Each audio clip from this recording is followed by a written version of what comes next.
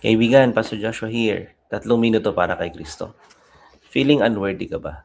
Do you sometimes feel na ikaw ay hindi karapat-dapat or you cannot even see yourself coming close to Christ kasi alam mo na, iniisip mo na parang hindi ka niya kayang tanggapin dahil sa iyong mga kasalanan?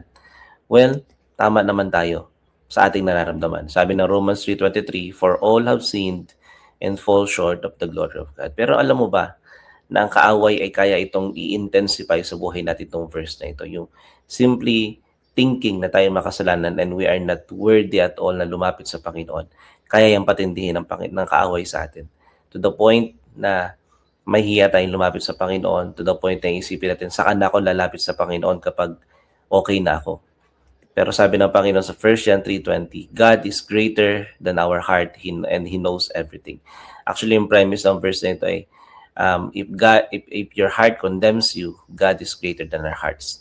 Maybe you will come to the point, or maybe you're at the point of thinking na hindi ka kayang tanggapin ng Panginoon, that you are not worthy, na ikaw, you have sinned too much, you have gone too far para lumapit sa Panginoon. Pero sinasabi ng verse na ito, God is greater than our hearts.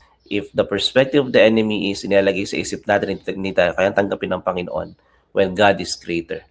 God knows better. At ang gusto niya ay lumapit lang tayo sa Kanya just as we are.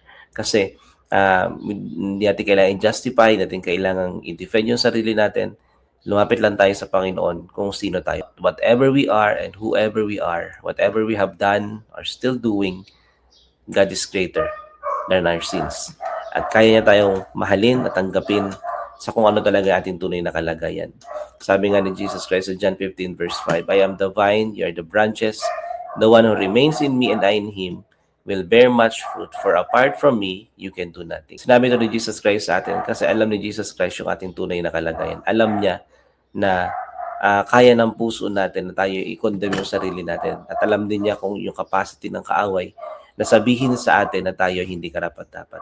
Kaya sabi ni Kristo, if you want to move on in this life, despite of the feeling of being unworthy, lumapit ka lang sa akin and stay in me, sabi ni Kristo. Because without me, you can do nothing. So if you feel unworthy, remember this one. The answer is always Jesus. If Christ is worthy, therefore, He can make you and we can make us worthy. So God bless at sumaiyo ang pagpapala ng Panginoon.